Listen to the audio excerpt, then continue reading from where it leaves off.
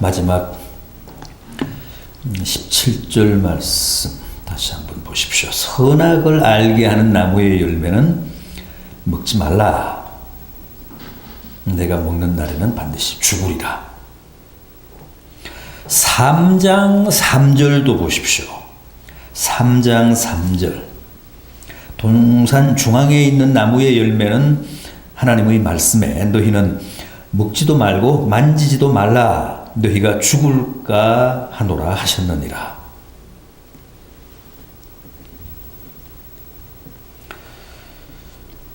따먹으면 반드시 죽는다는 하나님의 엄중한 사전 경고가 있었음에도 불구하고 결국 아담과 하와가 뱀의 유혹에 넘어가서 그 선악을 알게 하는 나무의 실과를 범합니다. 그래서 어떻게 됐습니까? 과연 하나님이 말씀하신 대로 죽었습니까? 반드시 죽는다고 하셨는데 죽었습니까? 죽기는커녕 선악과를 범한 후에도 아담은 천수를 다했습니다. 5장 4절 이하를 보면 자그마치 몇 년요? 930년. 930세까지 살았습니다. 그렇다면 선악과를 먹는 날에는 반드시 죽으리라고 하신 하나님의 말씀은 대체 어떻게 된 겁니까? 그 말씀은 무슨 뜻이었을까요? 그냥 겁주느라고 하신 말씀이었습니까? 아닙니다. 그 말씀은 우선 영적인 죽음을 뜻했습니다. 영적인 죽음. 뭡니까? 영적인 죽음이. 성경이 말씀하는 영적인 죽음. 하나님과의 단절을 뜻하잖아요. 하나님과의 관계가 단절되면 그 사람은 영적으로 죽는다는 겁니다.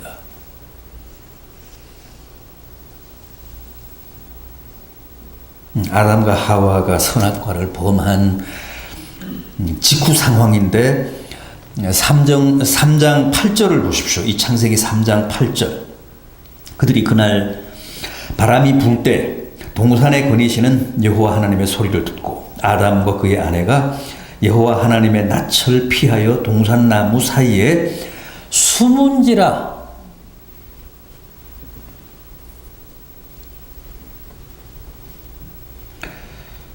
여기 3장 8절에는 중요한 동사가 2개 나옵니다. 피했다, 숨었다.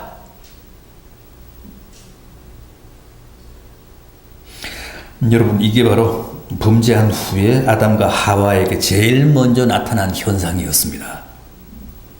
하나님의 소리를 듣고 기뻐한 게 아니라 도리어 두려워하고 그래서 피하고 숨었다는 겁니다. 이게 무슨 뜻일까요? 하나님과의 관계가 파국을 맞았다는 뜻입니다. 보십시오. 하나님은 계속해서 자꾸 부르시는데 타락한 인간은 그 하나님의 음성과 낯을 피해 끊임없이 달아나고 또 숨습니다.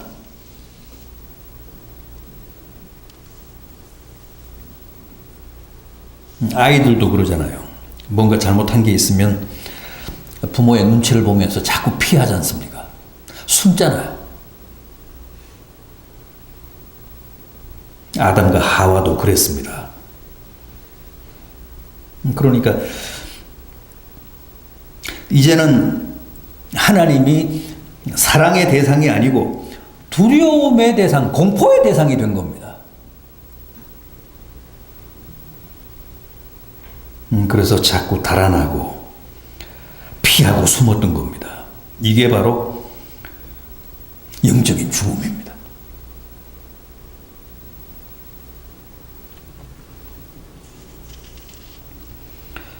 죄는 이렇게 우리와 하나님과의 관계를 치명적으로 손상시킵니다. 하나님을 두려워하게 하고 하나님을 피해 달아나게 하고 우리와 하나님과의 거리를 아득하게 벌려놓습니다.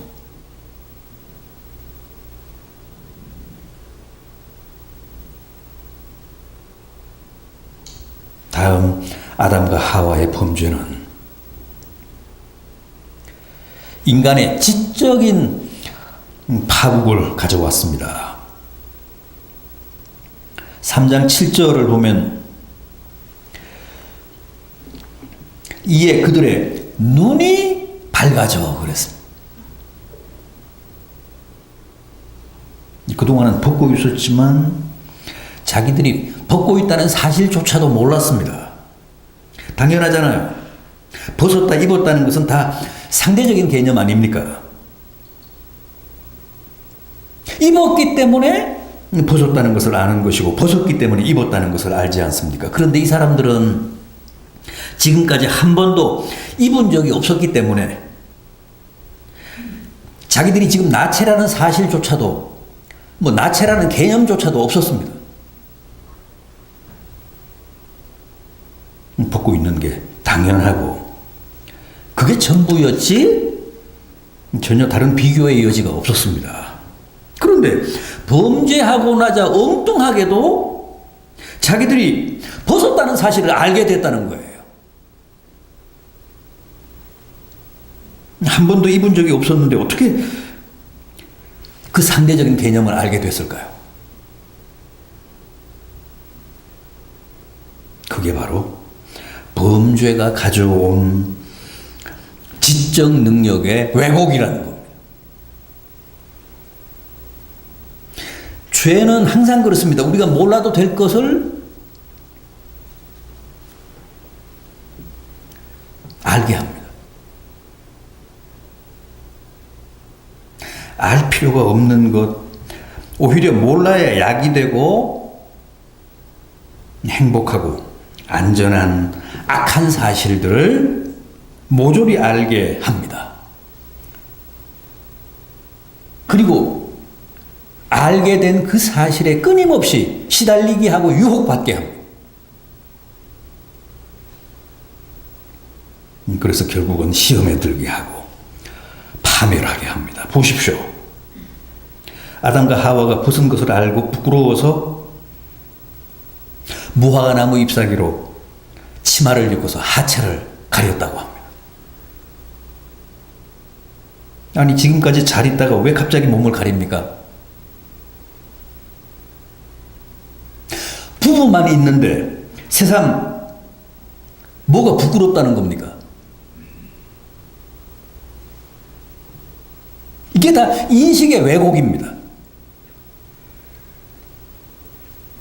이게 다 비정상적인 겁니다.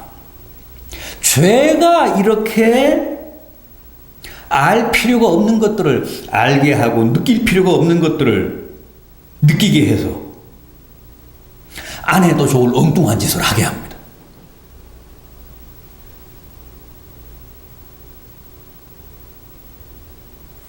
죄가 굳이 안 알아도 좋을, 모르면 오히려 건강하게 살아갈 수 있는 것들을 알게 해서 타락하게 하고 파멸하게 합니다. 마약 같은 거 우리가 알 필요 없잖아요. 그런데 마약을 알게 하면 거기서 헤어나지를 못합니다. 담배 같은 거 우리가 알 필요가 없잖아요. 그런데 알게 해서 많은 사람들이 거기서 헤어나지 못하게 합니다. 모르면 약인데, 모르면 행복한데, 모르면 건강한데, 기어이 그걸 알게 해서 결국 파멸하게 하는 겁니다.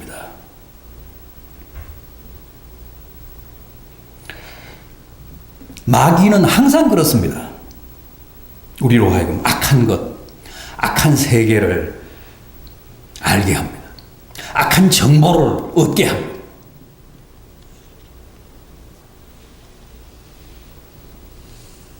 알면 오히려 큰 위협이 되는데,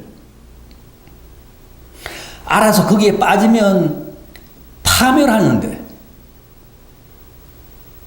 굳이 알게 함으로써 사람들을 멸망시킵니다.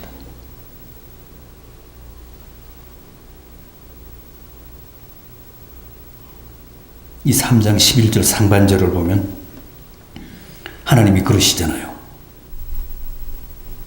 누가 너의 벗었음을 내게 알렸느냐?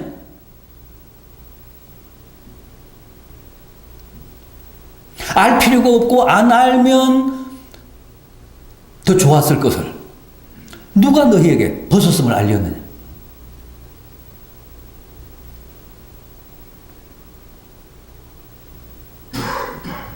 죄는 항상 우리에게 왜곡된 지식, 악한 지식을 제공해서 결국은 그것으로 불행하게 하고 그것으로 망하게 하고,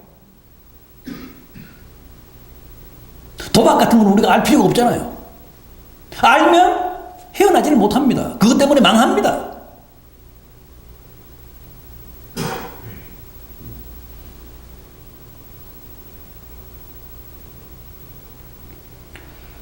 그런데 이게 다 선악과를 범한 데서 온 피할 수 없는 인간의 지적 능력의 타락의 결과라는 거예요.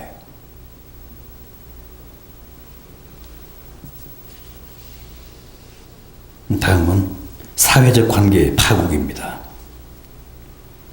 3장 11절 하반절을 보면 하나님이 아담에게 내가 내게 먹지 말라 명한 그 나무의 열매를 왜 먹었느냐 그러십니다.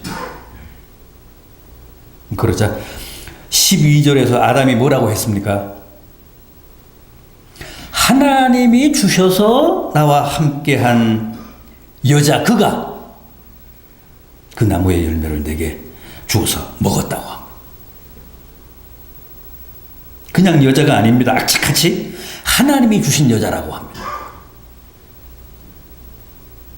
여자뿐 아니라 그 여자를 주신 하나님께도 책임을 묻는 겁니다.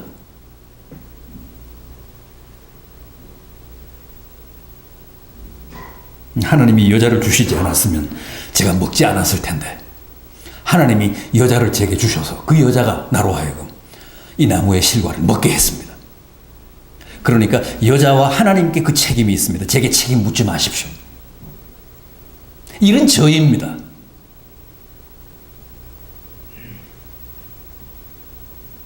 처음에 여자를 하나님이 아담 앞에 인도를 하셨을 때 아담이 뭐라고 했습니까? 내 살 중에 살이요 내 뼈 중에 뼈로다.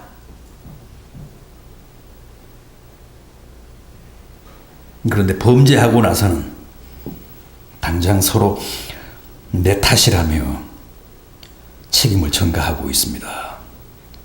그 둘 사이에 심각한 파국이 왔다는 겁니다. 그런데 주범이 바로 죄입니다. 보십시오. 아담의 두 아들인 가인과 아벨 사이에 결국 살인 것까지 벌어지잖아요. 형 가인이 동생 아벨을 돌로 잔인하게 살해합니다. 이게 다 죄가 가져다 준 인간관계의 타락이고 파국입니다. 이제 마지막으로 하나만 더 짚겠습니다. 환경 파탄입니다. 이 3장 17절 18절을 보면 땅이 너로 인해 저주를 받고 가시덤불과 엉겅퀴를 낼 것이라.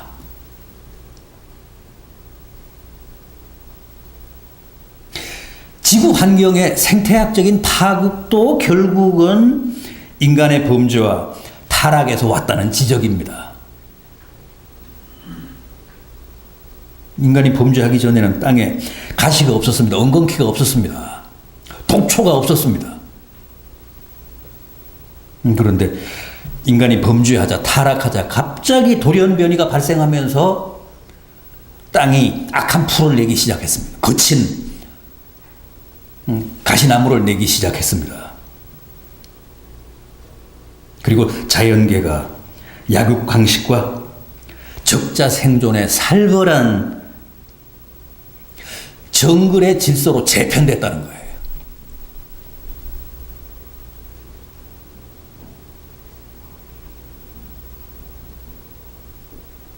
인간이 자연의 천적이 되어 자연을 무자비하게 파괴하게 됐어.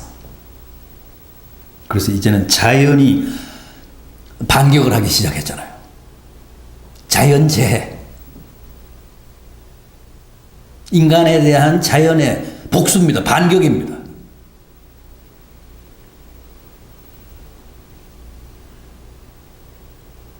바울은 일찍이 모든 피조물들이 신음하며 하나님의 아들들이 나타나기를 고대하고 있다고 했습니다. 무슨 얘기입니까?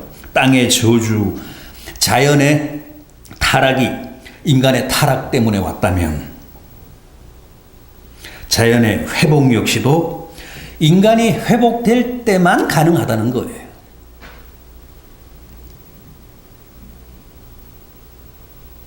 하나님을 피해서 달아난 인간이 돌아온 탕자처럼 아버지 집으로 복귀해서 다시 아들의 지위를 되찾아야 자연도 그 본래의 원상으로 회복될 수 있다는 겁니다. 그래서 지금 자연이 신음하며 하나님의 아들들이 나타나기를 고대한다는 거예요.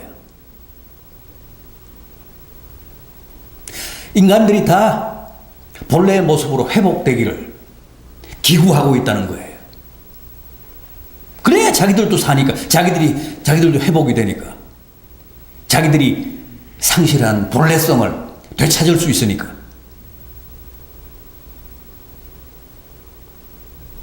하나님이 태초에 자연을 창조하셔서 제일 마지막에 창조한 인간에게 그 자연을 위임하셨잖아요. 맡기셨잖아요.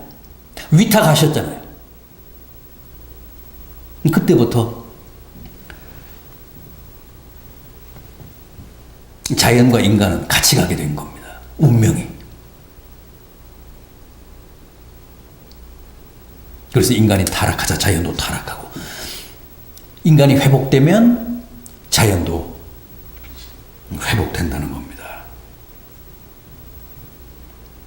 그러니까 사람이 안 바뀌면, 사람이 새로워지지 않으면, 인간이 거듭나지 않으면 자연도 회복되지 않습니다.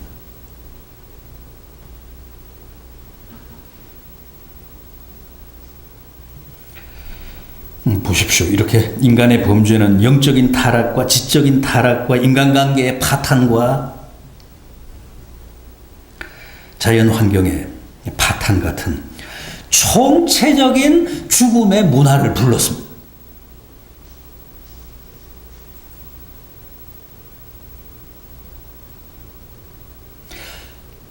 이를 두고 하나님이 선악을 알게 하는 나무의 실과를 먹는 날에는 정녕 반드시 너희가 죽는다 라고 경고하셨던 겁니다.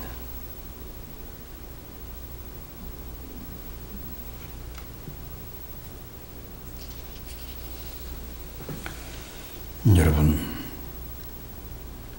지금도 우리에게는 범해서는 안 될 선악과가 있습니다. 그게 무엇인지, 어떤 것인지 한번 깊이 생각해 보시기 바랍니다. 그래서 그게 아무리 보암직하고 먹음직하고 또 내게 행복을 가져다 줄 것만 같아도 끝까지 범죄하지 않으므로 파국이나 파멸 같은 죽음이 아닌 늘 축복과 주님이 주시는 행복을 누리며 사시는 복된 성도들 되시기를 진심으로 기원합니다. 기도하시겠습니다.